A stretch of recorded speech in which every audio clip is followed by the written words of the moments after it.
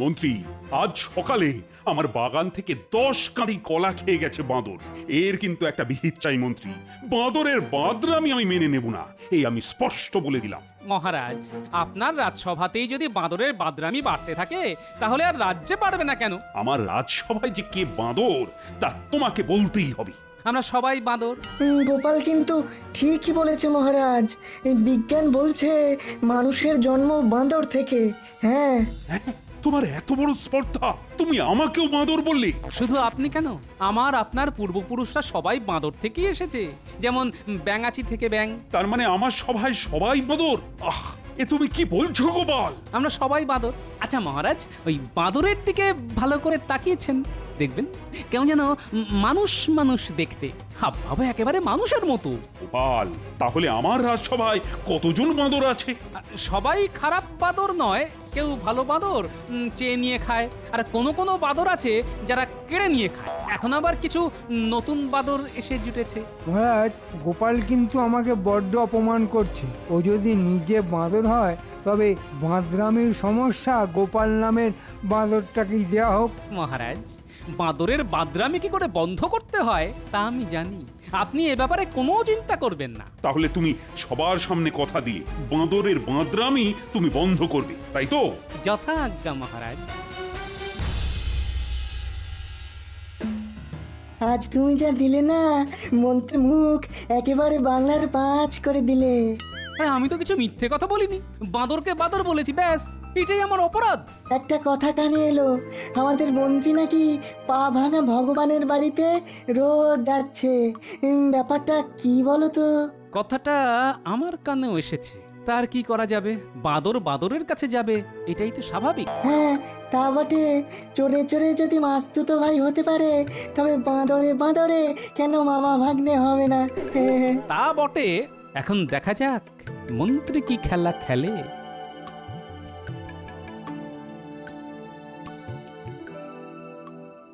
আয় আয়, তোরা যে আসবি আমি জানতাম। না এসে উপায় আছে? একটা কাজ আছে, তাই তোদের খোঁজ করছিলাম। কাজ ছাড়া কে আমাদের খোঁজ করে বলুন? বড় বড় কথা না বলে আগে কাজের কথাটা শোন। বলুন মন্ত্রী মশাই, আমরা তো শুনতেই এসেছি। হ্যাঁ, তোরা বাঁদর সাজতে পারবি? বাঁদরকে আপনি বাঁদর সাজাবেন? আরে গাধা সাজতে বলিনি, এটাই তোর ভাগ্য। তাহলে 4 পায়ে হাঁটতে হতো। আচ্ছা, এত পশু থাকতে হঠাৎ গাধা কেন?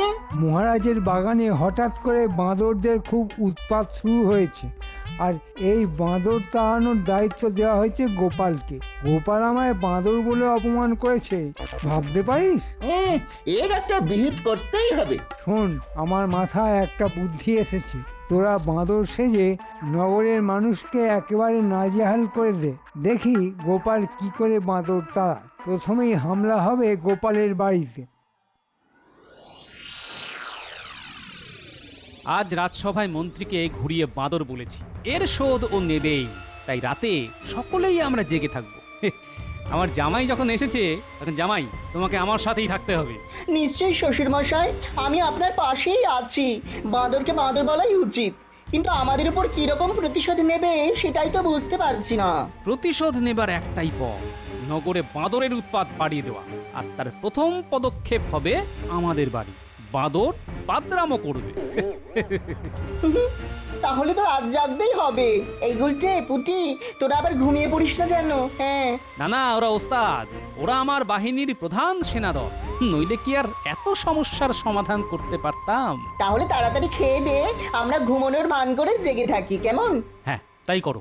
আমার মন বলছে আজ কিছু একটা হবে। কি হতে পারে? চুরি, ডাকাতি?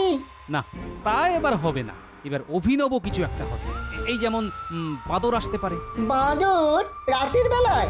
কখনো তো শুনিনি। না না, এটাই হবে তার কোনো মানে নেই। কিন্তু যেহেতু বাঁদর তাড়াবার ভার মহারাজ আমাকে দিয়েছেন, তাই আমি ধারণা করছি রাতে বাঁদরই আসবে। এই বাঁদর ধরা সবার পক্ষে সম্ভব নয়। এটা ঠিক বলেছেন শ্বশুর মশাই, সবার পক্ষে সম্ভব নয়, কিন্তু আমার মনে হয় আপনার কথাই ঠিক। মন্ত্রী বাঁদর সাজিয়ে কাউকে না কাউকে এখানে পাঠাবে। ব্যাটাকে একবার হাতে নাতে ধরলে বৃন্দাবন দেখিয়ে দেবো। হ্যাঁ, বাহ, চমৎকার কে বলবে তোরা মানুষ? হ্যাঁ তা তো বলবেনই, বাদর সাজার চাইতে ভূত সাজা অনেক সম্মানের ছিল। না মরা পর্যন্ত ভূত হবে কি করে? তার থেকে বাঁদর হওয়াই ভালো। সে তো আপনি বলবেনই, আমরা চোর বলে যেন আমাদের কোনো জাত নেই না। আমি তো আর তোদের বাঁদর বলিনি, যে বলেছে তার বাড়ি একেবারে তছনছ করে আয়। কে বলেছে? গোপাল? হ্যাঁ রে, মহারাজকে বুঝিয়েছে আমাদের বাপ ঠাকুর দ্বারা নাকি বাঁদর ছিল। কি সাহস, বুঝেছিস? বেটার এত সাহস, আপনার বাপকে বাঁদর বলেছে? আরে আমার বাপকে শুধু নয়, তোর বাপকেও তাই বলেছে। আমার বাপকেও বাঁদর বলেছে? আচ্ছা, আমার নাম কি মহারাজের সামনে বলেছে? একেবারে মহারাজের সামনে। যা অপমান করলো তোকে, বাপরে! আমি হলে তো গোপালকে মেরেই বসতাম। শুনলি ঘটা, গোপাল একদম মহারাজের সামনে আমাদের নাম বলেছে। ও কি যে আনন্দ হচ্ছে, মহারাজ আমাদের নাম জানতে পেরেছেন। ও মন্ত্রী মশাই, মহারাজ যখন আমাদের চেনেই, তখন একটা চাকরি যদি জোগাড় করে দেন তো আর চুরি করে খেতে হবে না। হ্যাঁ, তা আমি দিতেই পারি, কিন্তু মহারাজের চিড়িয়াখানায় বাঁদর সেজে থাকতে হবে। পারবেই?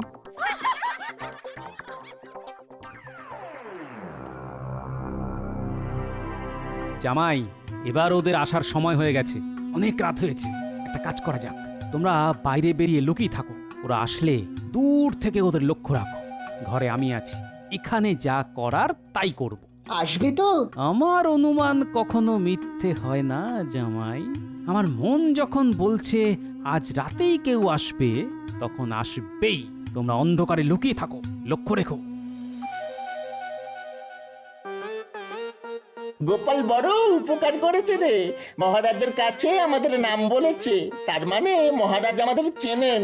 কিন্তু আমাদের যে বাঁদর সেজে থাকতে হবে। থাকলে থাকবো, আর খেতে পড়তে তো পাবো।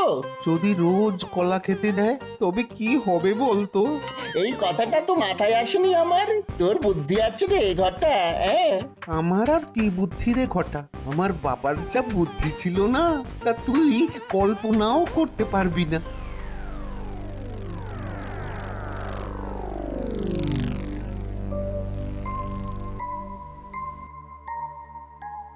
শুনলি গুলটে, বাঁদরকে কখনো বাংলা কথা বলতে শুনেছিস? দাদু তাহলে ঠিক কথাই বলেছিল, এরা বাঁদর নয়, মানুষ। দাঁড়া, আমরা চুপি চুপি বাড়ির দিকে যাই। ঘটা একদম কথা বলিস না, চুপ করে থাক। গোপাল দিকে গেলে খুব বিপদ হবে রে। চুপ করে থাক, কথা বলিস না কিন্তু। কিরে, এসেছিস? ভালোই করেছিস। তবে বাপ ঠাকুরদার নাম ডোবালি রে, নিজের ভাষা ভুলে বাংলায় কথা বলছিস। কেন, মানুষের ভাষায় কথা বললে তোমার অসুবিধা কোথায়? হ্যাঁ, তোদের পূর্বপুরুষরা বাংলায় কথা বলতো না, বাঁদরের ভাষায় বলতো রে। বাঁদরের ভাষা তো আমরা জানি না, নিচে নামবো, একটু শিখিয়ে দেবে? এই দেখ দেখ দেখ, চল চল চল চল, পালা পালা পালা। দাঁড়া, আগে ল্যাজটা খুলে রাখি। শুনলি না গোপাল কি বললো? ধর ধর ওদের, ধর ধর, বাঁদর বাঁদর। পালালি কেন? আমরা তো আর চুরি করতে আসিনি, গোপালের কাছ থেকে বাঁদরের ভাষা শিখতে এসেছি। হা পরে শিখিস, আগে পালা তো পালা। ব্যাটারা পালিয়ে গেল। চল দাদাকে বলি।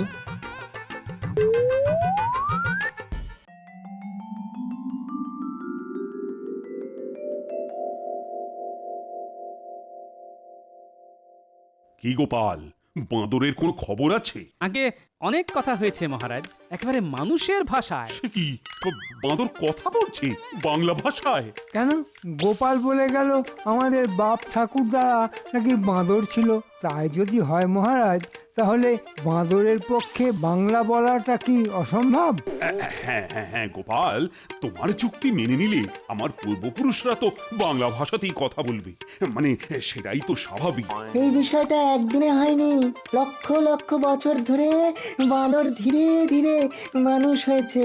হ্যাঁ, আসলে বিজ্ঞানী মহারাজ, লক্ষ বছর আগে কি বিজ্ঞানী জন্মেছিল যে সেই সময়কার কথা মনে আছে? তুমি জন্মেছিলে যে এই সত্যটাকে অস্বীকার করছো? তুমি কি নিজে দেখেছো সেই সময় মানুষ ঘুরে বেড়াচ্ছে? মহারাজ, এই বাঁদরগুলি তাদের ল্যাজ খুলে রেখে গেছে, দেখবেন। এই দেখুন। আরে, এ তো আমাদের খড় আর কাপড় দিয়ে তৈরি হয়েছে। মন্ত্রী, তার মানে এরা ঠিক বাঁদর নয়। বাঁদর সেজে যদি এরা নগরে বাঁদরামি করে তবে তার শাস্তি কিন্তু খুব খুব কঠিন হবে। আরো একটা কথা আছে, আজ পর্যন্ত কোনো বাঁদরকে দেখেছেন রাতে কারো বাড়িতে হামলা করেছে? রাতে কি ওরা চোখে এত ভালো দেখে মহারাজ? আলবাত দেখে, আমার বাড়িতে একটা বাঁদর এসে মাংস ভাত খেয়ে গেছে। এবার শুনবো বাঘ এসে মন্ত্রীর বাড়িতে সর ভাজা খেয়ে গেছে। হায় রে, জগতের কি হাল হলো! হ্যাঁ, না না না, আমি আর তর্ক করতে চাই না। আমি হাতে নাতে ফল চাই। বাঁদরের দলকে ধরতেই হবে। গোপাল, তোমার উপরই আমি এই দায়িত্ব দিয়েছি, সেটা কিন্তু ভুলে যেও না।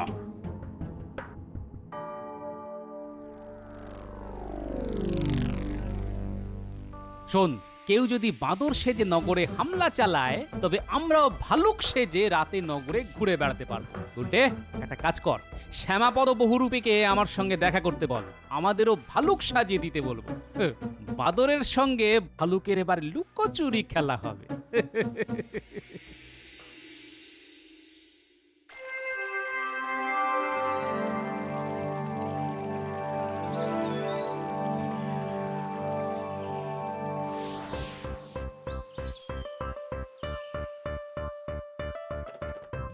আরে এসো এসো শ্যামাপদ, তোমার হাতের ছোঁয়ায় আমাদের কয়েকজনকে ভালুক সাজিয়ে দিতে হবে। তা তোমার ভাল্লুক সাজার শখ হলো কেন এই বয়সে? গিন্নি তো মিষ্টি খাওয়ানো বন্ধ করে দিয়েছে, তাই ভাবলাম ভাল্লুক সাজলে জমিয়ে মিষ্টি খেতে পারবো। তখন আর কেউ মানা করতে পারবে না। না বৌঠান, গোপাল ভায়া কোনো উদ্দেশ্য ছাড়া এমন কাজ করবে না। নিশ্চয়ই কিছু একটা মতলব আছে। হ্যাঁ, তা একটা আছে বটে, ভালুক সেজে বাঁদর ধরবো। বাঁদর? তবে শুনলাম নগরের নাকি বাঁদরের উৎপাত বেড়ে গেছে।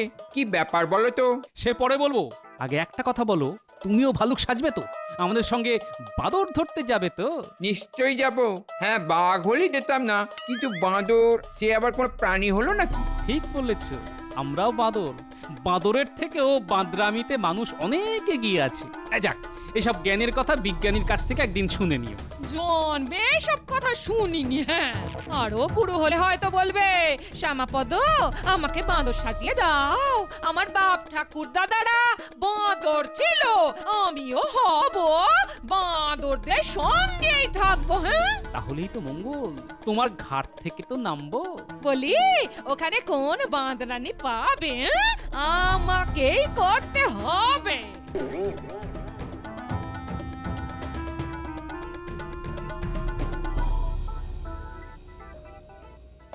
তোরা কি দিন দিন মরকট হয়ে যাচ্ছিস? মরকট হতে যাব কেন? আমরা তো বাঁদর।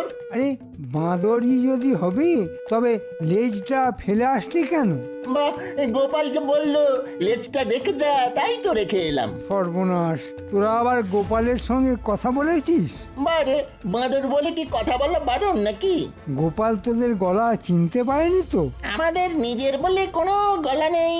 চোর, তার উপরে বাঁদর, আমাদের কোনো একটা গলা থাকতে নেই, অনেক গলা নিয়ে চলতে হয়। থাক, আর ভূতের গলা করে কথা বলার দরকার নেই। আচ্ছা মন্ত্রী মশাই, ভূত কি বাঁদর ছিল? আমি জানি না, গোপালকে গিয়ে জিজ্ঞেস কর। সেটাই তো বলতে চেয়েছিলাম, কিন্তু এমন তাড়া খেলাম যে পালিয়ে আসতে বাধ্য হলাম। আর জিজ্ঞেস করে কাজ নেই, আজ কিন্তু বিজ্ঞানীর বাড়ি, কোনো কথা বলবি না, চুপ করে থাকবি।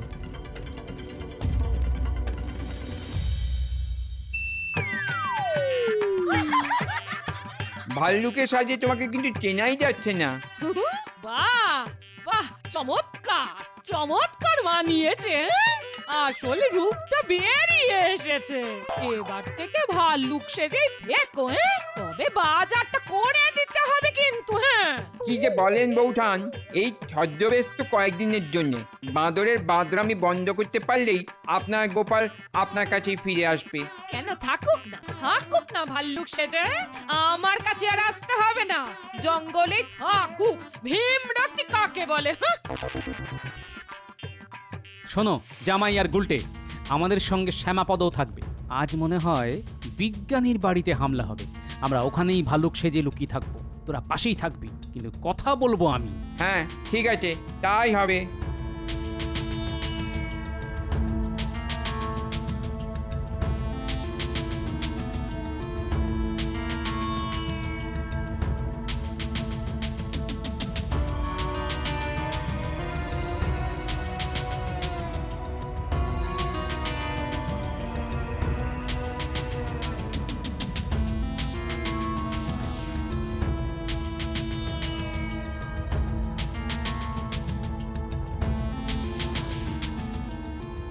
আমরা এখন বিজ্ঞানীর বাড়ির পাশে লুকিয়ে থাকবো। বাঁদর দেখলেই তাদের সঙ্গে ভাব জমাবো, ওদের কাছে আসতে দিতে হবে। তারপর যা করার আমি করব। তোরা শুধু ওদের তাড়া করবি না। ঠিক আছে।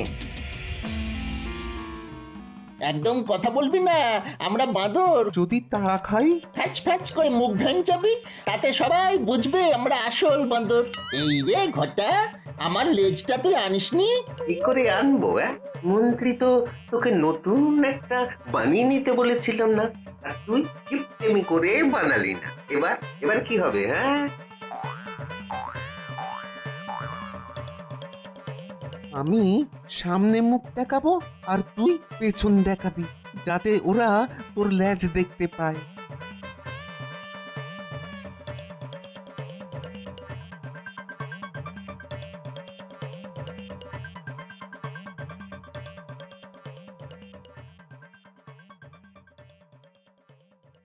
যা ভেবেছিলাম, ওই দেখ বাঁদরের দল আসছে। হ্যাঁ দেখেছি, আগের দিনের দুটোই আসছে। গোপাল, ওরা কাছে এসে পড়েছে, কি করব? তুমি তো ভাই ভালুকের ডাক ছাড়তে পারো, একবার ছাড়ো তো দেখি। কে যেন ডাকলো, কে বলতো? ডাক শুনে মনে হচ্ছে তো কোনো জন্তু। এই এই কি হতে পারে বলতো? ওই দেখ, আবার ডাকলো। আরে এটা তো ভাল্লুকের ডাক। এই নগরে ভাল্লুকও ঢুকে পড়েছে, সর্বনাশ হয়ে গেছে রে। এবার আমরা কি করব? এই বাঁদর, জানিস আমরা তোদের পূর্বের পূর্বের পূর্বের পূর্বের পিতৃপুরুষ। আয় আমাদের প্রণাম করে যা, তোদের এমন শিক্ষা দেব যে আর বাঁদর হয়ে থাকতে হবে না। রোজ আমাদের সঙ্গে মাছ ভাত কাঁটা বেছে খাবি। বল, রাজি থাকিস তো কাছে আয়, তোদের মন্ত্র দি, নইলে চিবিয়ে খেয়ে ফেলবো। দেখ ঘটা, এই ওরা আমাদের ভাষায় কথা বলছে রে।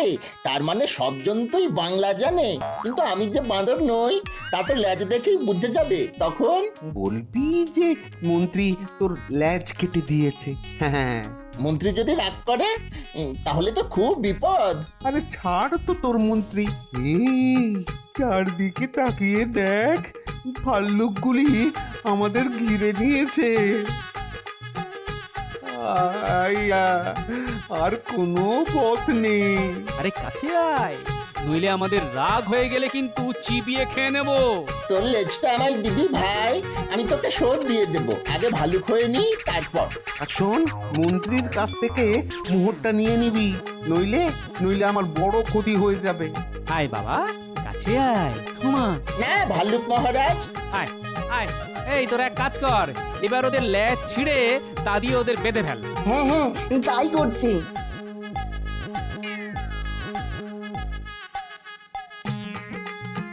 আমাদের লেজ দিয়ে আমাদেরই বাঁধা হচ্ছে, আমাদের অপরাধ কি? না না, তোদের কোনো অপরাধ নেই।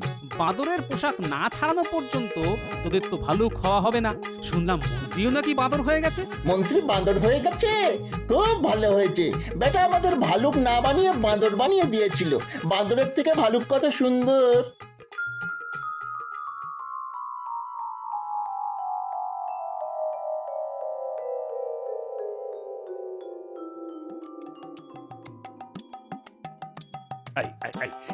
এটা কি মস্করা হচ্ছে? আমার রাজসভায় বাঁদর ভাল্লু কি কি করে ঢুকলো? প্রহরী, প্রহরী, এদের ধরে চিড়িয়াখানায় নিয়ে যাও।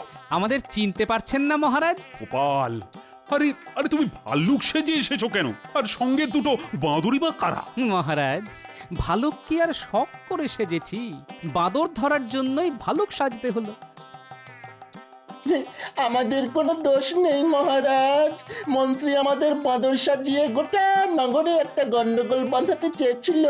প্রথমেই গোপালের বাড়ি, তারপর বিজ্ঞানীর বাড়ি। কিন্তু গোপাল যে এমন একটা ভালুক সেজে আমাদের ধরে ফেলবে তা বুঝতে পারিনি।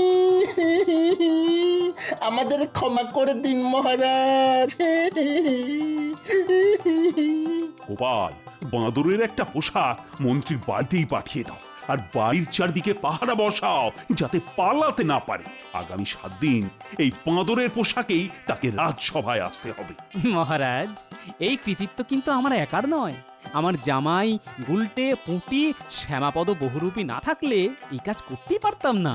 আমার হয়ে এই রথরাজি ওদের দিলাম এই পুরস্কার হিসেবে।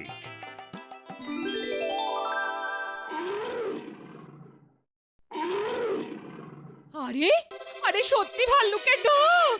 হ্যাঁ? বাপরে! ওরে বুটি নাপলা গুলটে কোথায় গেলি রে?